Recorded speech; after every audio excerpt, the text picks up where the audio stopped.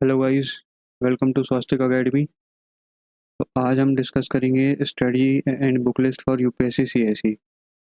So I hope you आप लोगों ने पुरानी पिछली वीडियोस देख ली होगी जिसमें हमने प्रीलिम्स, मेंस और इंटरव्यू के सिलेबस को डिस्कस किया है। तो वीडियो स्टार्ट करने से पहले कुछ ज़रूरी बातें। एग्ज़ाम 3 स्टेजेस एग्ज़ाम है, प्रीलिम्स, मेंस एंड इंटरव्यू होते हैं। बेसिक सारी जानकारी आपको पिछली वीडियोज़ में मिल जाएगी, कितने नंबर का एग्ज़ाम होता है, कैसा होता है, क्या होता है, पैटर्न वगैरह आपको पिछली वीडियोज़ में मिल जाएगा। सो आइए इसके लिए अपन स्टार्ट करते हैं। तो थोड़ी सी बातें यहाँ करेंगे। देखो, आई होप आप सारे ग्रेजुएशन पढ़ चुकेंगे या फिर ग्रेजुएटेड हैं। तो मैं कंसीडर करता हूँ कि आपके पास ये दोनों स्किल्स हैं। हम अब हम देखेंगे कि आपको अपना थॉट डेवलपमेंट कैसे करना है कि आप यूपीएससी सीएसई के इंटरव्यू तक क्लियर कर पाएँ। थॉट डेवलपमेंट स्किल के बाद आप राइटिंग स्किल बहुत कंपलसरी है कि आपको मेंस में बहुत सारी चीज़ें काम आएंगी इससे रिलेटेड। तो जो प्रीलिम्स होगा मेरे हिसाब से वो 3 चीज़ पे डिपेंड करता है। एक तो आपका स्टैटिक, दूसरा आपका करंट अफेयर्स, और जितनी ज़्यादा आप टेस्ट सीरीज लगाओगे उस पे आपका प्रीलिम्स कवर हो सकता है। ये प्रीलिम्स क्रैक करने के लिए मेरी थ्योरी है। आगे बढ़ते हैं। तो अब पढ़ना कैसे है? तो पढ़ने के लिए आपको या तो आप किसी कोचिंग क्लास ले लें, कहीं से कोचिंग ले लें, या फिर आप कहीं यूट्यूब वगैरह आप अपना सेलेक्ट कर सकते हैं बुक्स वगैरह। यहाँ सेल्फ स्टडीज़ का मतलब यहाँ 2 तरीके से है। या तो आप यहाँ पे किसी कोचिंग का मटेरियल ले लो, या फिर आप अपना खुद के नोट्स बना लो, या फिर एक बुक्स अपन जो प्रेफर करेंगे वो। आपको ये 3 चीज़ें आप में ध्यान रखना।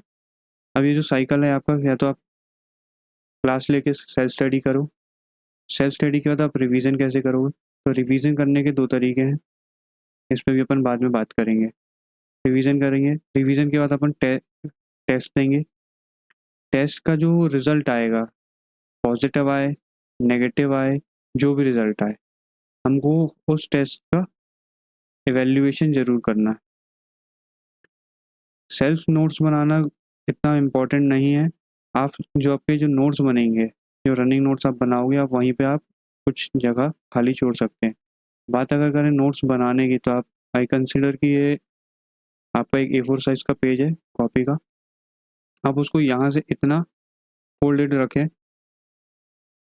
है कि 1/3 ये इतना एरिया खाली छोड़ दें। आपके जो पूरे नोट्स हैं वो यहाँ पे मिले। जो आप भी नोट्स बना रहे हो यहाँ बनाएं।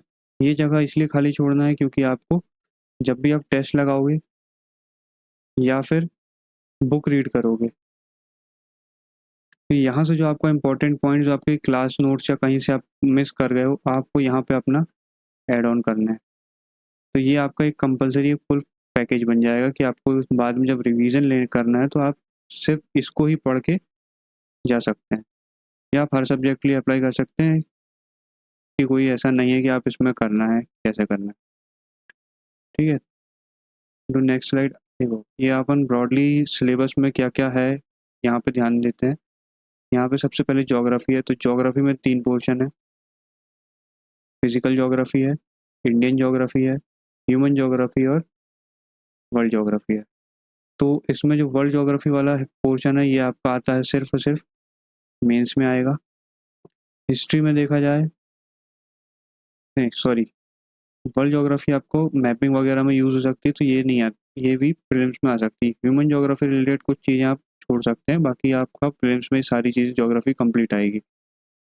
हिस्ट्री में भी अपन देखें तो एंशियंट है, मेडाइवल है, मॉडर्न है, इसके साथ पोस्ट इंडिपेंडेंस है। एक्चुअली मॉडर्न और पोस्ट इंडिपेंडेंस को साथ ही कंसिडर किया जाता है, बट मैं आपको अलग अलग बता रहा हूँ। इसके बाद आपका आएगा आर्ट एंड कल्चर, और इसके बाद जो वर्ल्ड हिस्ट्री वाला पोर्शन है। तो ये वर्ल्ड हिस्ट्री वाला जो पोर्शन है ये सिर्फ स्पेसिफिकली मेंस में आता है, इसमें प्रीलिम्स में नहीं आता।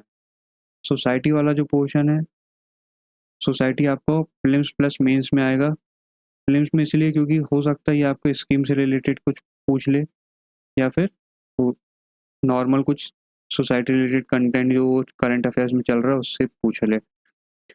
पॉलिटी है, गवर्नेंस है, इंटरनेशनल रिलेशंस है, इकोनॉमी है, साइंस एंड टेक्नोलॉजी है, एनवायरनमेंट, सिक्योरिटी, इंटरनल सिक्योरिटी। अब ये इंटरनल सिक्योरिटी भी सिर्फ स्पेसिफिकली मेंस में आता है,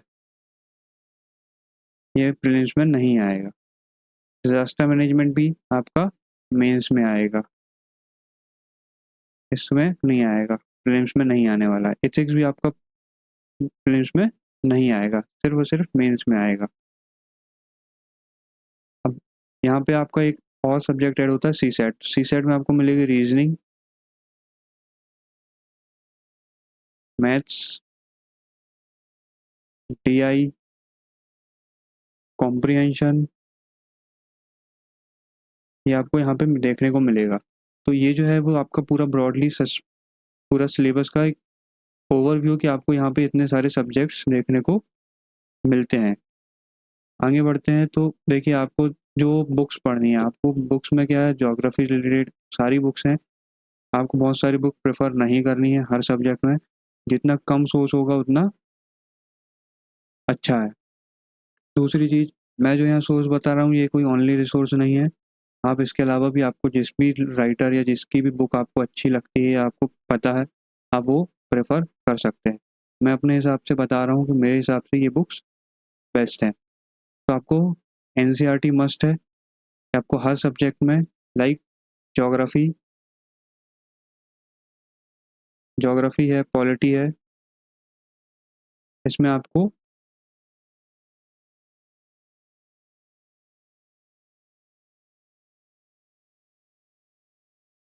लाइक ज्योग्राफी है, पॉलिटी है, इकोनॉमी है, आपको यहाँ पे, और साइंस है, इनमें आपको हिस्ट्री है। ये 4-5 सब्जेक्ट्स ऐसे हैं जिसमें आपको एनसीईआरटी प्रेफर करनी ही पड़ेगी।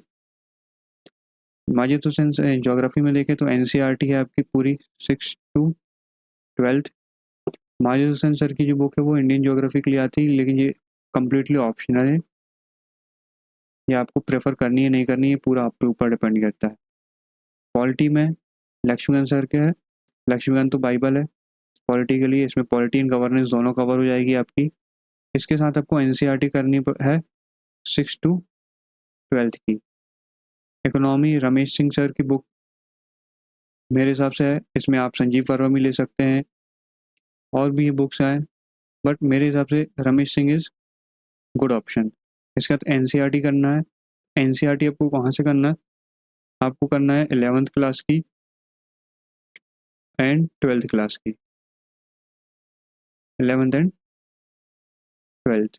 अगर आपको इसमें 11th क्लास में कुछ समझने या कुछ पॉइंट्स में कुछ प्रॉब्लम आ रही है तो आप फिर 9th से चालू करें, 9th और 10th की एनसीईआरटी देखें, उसके बाद आप चालू करें। साइंस एंड टेक में जाया जाए तो बेसिक बेसिक ही पढ़ना है, सिर्फ और सिर्फ एनसीईआरटी से आप साइंस एंड टेक कवर कर सकते हैं, प्लस यहाँ करंट अफेयर के साथ आपका साइंस का पोर्शन कवर हो सकता है। कुछ पोर्शन है जो कि करंट अफेयर्स के बेसिस पे आपको मिल जाएगा न्यूज़पेपर वगैरह से। तो एनसीईआरटी में क्या पढ़ना है, तो एनसीईआरटी में आप कम्प्लीटली न्यूमेरिकल जो आते हैं, न्यूमेरिकल्स आप तो कम्प्लीटली इग्नोर कर सकते हैं। एक आपको न्यूमेरिकल्स पे ध्यान नहीं देना है, आप सीधे सीधे आप उसके फॉर्मुलेशन डेफिनेशंस पे जाएं, सारी चीज़ें नहीं। अब एनसीईआरटी आपको कहाँ से कहाँ तक की पढ़नी है, तो ये आप 6 से लेके 10 तक पढ़ सकते हैं,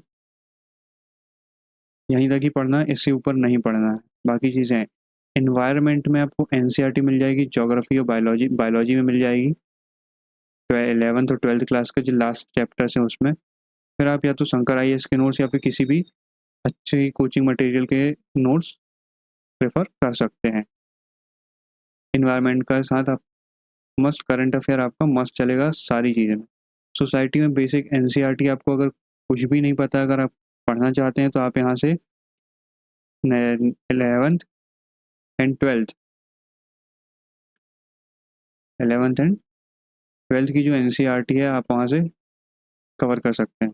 ये है, ये मैं रेफरेंस बुक से बता रहा हूँ, आगे मैं आपको एनसीईआरटी की लिस्ट दे दूंगा कि आपको कहाँ से कौन सी एनसीईआरटी पढ़नी है, कौन सी आप पढ़ सकते हैं, ले सकते हैं।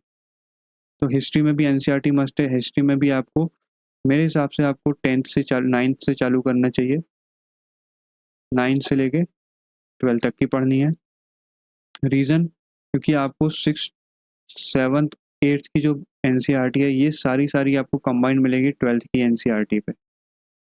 आपको कहीं और कुछ और प्रेफर करने की ज़रूरत नहीं पड़ेगी। ये कंप्लीट आपको पैकेज मिलेगा 6th 7th 8th का 12th की थीम 1, थीम 2 एंड थीम 3 पे। ये आपको यहाँ से कवर हो जाएगा। हाँ, अगर आप या तो ओल्ड NCERTs कर लें या तो फिर आप ये जो बुक्स बता रहा हूँ इनमें आप रिलाई कर लें। जैसे RS शर्मा सर की एंशिएंट हिस्ट्री की बुक आती है, सतीश चंद्र सर की मिडाइवल हिस्ट्री की आती है। अब ये दोनों ऑप्शनल है आपके ऊपर कि या तो आप NCERT से कर लें या फिर सतीश चंद्र और RS शर्मा से कर लें। ये दोनों आपके ऊपर डिपेंडेंसी है कि आपको क्या कहाँ से करना है। बट आपको जो मॉडर्न हिस्ट्री है ये आपको स्पेक्ट्रम से कम्प्लीटली करना है। मॉडर्न हिस्ट्री बहुत अच्छा सोर्स है आपके मॉडर्न हिस्ट्री कवर करवाने का, क्योंकि इसमें एकदम फैक्चुअल चीज़ें दी हैं, थीमेटिक दिया हुआ है, दिक्कत नहीं आएगी, एकदम ईजी लैंग्वेज है, आपको समझने में प्रॉब्लम नहीं होगी। हाँ, स्पेक्ट्रम में आपको यहाँ पे आपको लास्ट में आपको पोस्ट इंडिपेंडेंस का भी पोर्शन मिल जाएगा 1947 से बाद का। लेटेस्ट एडिशन में 2019 तक का भी पोर्शन देखने को मिल जाएगा।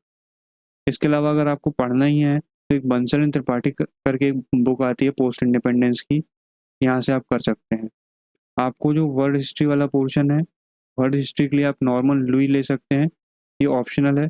अगर आपको नहीं लेना है तो 9th 10th एंड 11th की जो बुक आती है NCERT, 9th 10th and 11th की जो बुक है NCERT, इसमें आपकी वर्ल्ड हिस्ट्री पूरी कवर हो जाएगी।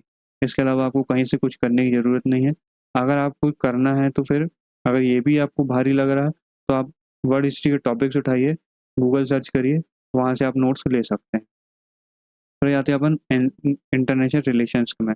तो इंटरनेशनल रिलेशंस में जो बेसिक अगर आपको समझना है तो आप यहाँ पे पॉलिटी की जो बुक्स हैं 9th एंड 10th की जो बुक्स हैं आप उस पर रिलाई कर सकते हैं। 11th और 12th की बुक आप खूब आगे पॉलिटी में काम आ जाएगी। इंडियन कॉन्स्टिट्यूशन, वर्ल्ड कम पॉलिटिकल थ्योरी आपको पॉलिटी में यूज़ हो जाएगी कि बेसिक जो चीज़ें आपको वो अंडरस्टैंड हो जाएगी, अंडरस्टैंडिंग डेवलप हो जाएगी। अगर आपको इंटरनेशनल रिलेशंस के लिए 2 सोर्स हो सकते हैं, इसके साथ आप राजीव शिकरी सर की बुक ले सकते हैं या फिर इसके साथ आप करंट अफेयर को मस्ट फॉलो कीजिए, क्योंकि डे टू डे में जो चल रहा है वो इंटरनेशनल रिलेशंस में आपके क्वेश्चंस बनने के चांसेस ज़्यादा हैं। अगर बात करें तो इंटरनल सिक्योरिटी की, तो इंटरनल सिक्योरिटी में अशोक कुमार सर की बुक मेरे हिसाब से बेस्ट है, क्योंकि ये IPS ऑफिसर हैं और इनने बहुत अच्छे से डिस्क्राइब किया ईजी लैंग्वेज पे। फिर एथिक्स की बात करें तो एथिक्स के लिए आप लेक्सिकॉन या फिर जी सुब्बाराव, दोनों में से आपकी चॉइस है, इसमें कर सकते हैं। एथिक्स के लिए आप एक चीज़ और कर सकते हैं कि आप सिलेबस में जो आपके टॉपिक्स दिए हुए हैं उनको आप सर्च करिए और वहाँ से आप डायरेक्ट प्रेफर कर सकते हैं। फिर ये है आपकी बेसिक बुक लिस्ट है कि जो आपको बुक लिस्ट प्रेफर कर सकते हैं मेरे हिसाब से। इसके बाद आप देखिए, अगर आपको ये इसमें समझ नहीं आ रहा तो आप क्या कर सकते हैं कि आप टॉपर्स के वीडियोस देखिए, अपनी बुक लिस्ट बनाइए, जो कॉमन बुक लिस्ट आपको समझ में आती है आप उसका लेटेस्ट एडिशन मंगवाइए और चालू कर दीजिए। ये आपकी कुछ लिस्टिंग है कि आपको कहाँ से पढ़ना है। आर्ट एंड कल्चर में आपको 11th क्लास की NCERT मिल जाएगी, an introduction to Indian art. Geography के NCERTs हैं, इंडियन सोसाइटी के NCERTs हैं, polity, international relation, economy, science, इन सब की NCERTs आपको दिए हुआ। बायोलॉजी में आपको साइंस का भी कवर मिल जाएगा और एनवायरनमेंट का भी कवरिंग आपको यहीं के ही मिल जाएगी। ठीक है, अब हम आगे बढ़ते हैं कि भाई आपको पढ़ना कैसे है, आपको स्टडी रूटीन आपको क्या कैसे चालू करना चाहिए, कि आपका स्ट्रेटजी क्या होनी चाहिए, अपन इस पर बात कर लेते हैं। जैसे कि आप लोग जानते हैं कि आपका एग्ज़ाम है 25 मई 2025 को एग्ज़ाम कैलेंडर पे है। अगर मैं इसको कंसीडर करूं सितंबर से, तो आपके पास जो पूरा टाइम है ये आपको 9 मंथ्स का टाइम मिलेगा। 9 मंथ्स का टाइम है।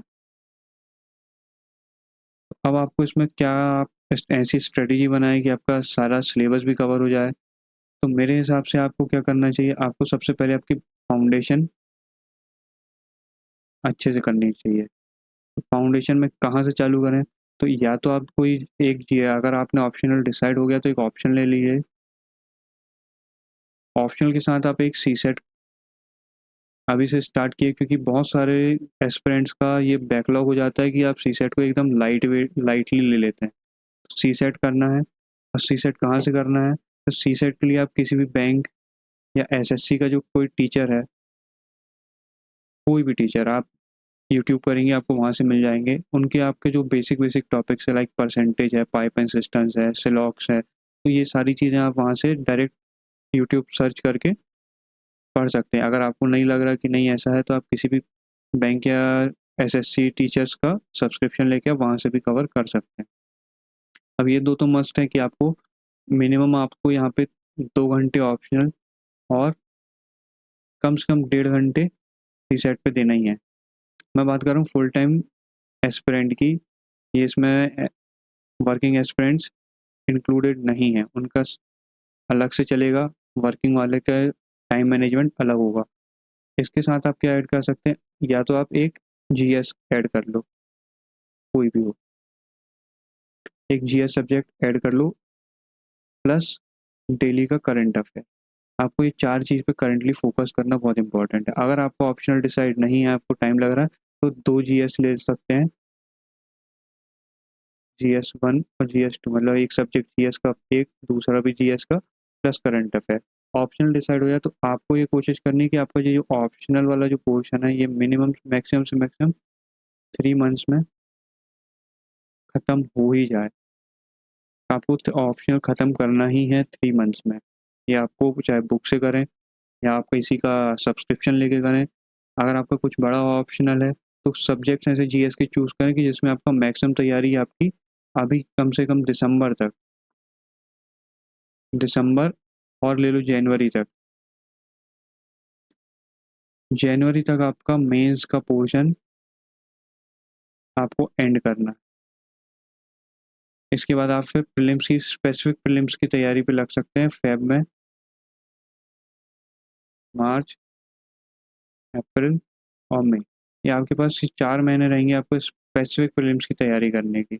सी सेट का पोर्शन बहुत बड़ा नहीं है, छोटा सा पोर्शन है। आप टॉपिक वाइज करेंगे तो लगभग मेरे हिसाब से 2 महीने में सी सेट एंड हो सकता है। आपका मैथ्स, रीजनिंग वगैरह 2 मंथ पर्याप्त है सी सेट के लिए, इतना ज़्यादा कुछ है नहीं उसमें, आपको करना पड़ेगा। करंट अफेयर आपको पूरा साल ही देखना है। अगर मैं आपको सजेस्ट करूं कि भाई आपको कौन से सब्जेक्ट से चालू करना है, कि भाई आप जीएस का कौन सा सब्जेक्ट होता है, तो मेरे हिसाब से आप एक आप टेक्निकल सब्जेक्ट ले सकते हैं, टेक्निकल, या फिर एक आर्ट्स का या नॉन टेक ले सकते हैं। नॉन टेक का मतलब है कि आर्ट्स के कोई सब्जेक्ट्स आप ले सकते हैं। जैसे टेक्निकल में देखा जाए तो जियोग्राफी है, इकोनॉमी है ना। नॉन टेक में आप पॉलिटी, हिस्ट्री, ये सब्जेक्ट से आप चालू कर सकते हैं। अगर आपको कॉम्बिनेशंस बनाना है तो ज्योग्राफी के साथ आप हिस्ट्री या पॉलिटी ले सकते हैं, इकोनॉमी के साथ हिस्ट्री या पॉलिटी ले सकते हैं। आपको जो कॉम्बिनेशंस बनाना है या आपके ऊपर डिपेंड करता है कि आप किस में कंफर्टेबल। बस ये याद रखना कि आपको ये जो 3 मंथ्स का अंदर आपको जीएस का एक सब्जेक्ट साथ में ख़त्म करना ही है। पॉलिटी अगर आप उठाते हो तो मैक्सिमम आपको 30 डेज लगेंगे, इससे ज़्यादा नहीं लगाना चाहिए। बहुत मैक्सिमम टाइम बता रहा हूँ, अगर आप ढंग से पढ़ोगे तो हो सकता है ये आपका 20 डेज में भी कवर हो जाए। लक्ष्मीकांत आप पढ़ना स्टार्ट करेंगे, आपके हो जाएंगे 10 डेज। 30 डेज मैं इसलिए बोल रहा हूँ क्योंकि आपको नोट्स बनाना, आपको फर्स्ट टाइम अंडरस्टैंडिंग में थोड़ा सा टाइम लगेगा, इसी 30 डेज का आपको टारगेट रख के 30 डेज में इसको ख़त्म करना। हिस्ट्री थोड़ा बड़ा पोर्शन है, हिस्ट्री में थोड़ा सा टाइम लगता है। ज्योग्राफी, इकोनॉमी ये थोड़े से लेंदी हैं, हाँ, लेकिन ज्योग्राफी आप एनसीईआरटी से कवर करोगे, हम आपको कवर कराएंगे ज्योग्राफी मोस्टली आपका 45 डेज में, आपका हम ज्योग्राफी एंड करवाएंगे। अभी क्लासेस स्टार्ट होने वाली हैं, 1-2 दिन में क्लासेस स्टार्ट हो जाएंगी ज्योग्राफी की। ज्योग्राफी में आपको यहाँ पे हम physical geography, Indian geography, Indian geography के साथ आपको वर्ल्ड ज्योग्राफी और फिर ह्यूमन ज्योग्राफी, इस चारों पोर्शन जो है आपका विथ मैपिंग हम आपको यहाँ पे प्रोवाइड कराएंगे इसी चैनल पे यहाँ। तो गाइस, और एक लास्ट बात कि स्ट्रेटजी ये जो मैं बता रहा हूँ ये पक्की नहीं है कि यही हो या स्पेसिफिकली इसी से चलना है। आप अपनी स्ट्रेटजी, आप अपनी कंफर्टेबिलिटी के हिसाब से स्ट्रेटजीज बनाएं। जो भी बने वो आपके हिसाब से बने। आप अपनी स्ट्रेटजी खुद बनाओ कि किसी की स्ट्रेटजी हर कोई फॉलो नहीं कर सकता। आपका टाइम मैनेजमेंट है, आप कैसा मैनेजमेंट कर सकते हो। मैं बस आपको बता सकता हूँ कि कितना आपको घंटे आपको पढ़ाई में देना है। ठीक है, तो thanks for watching, follow us, thank you.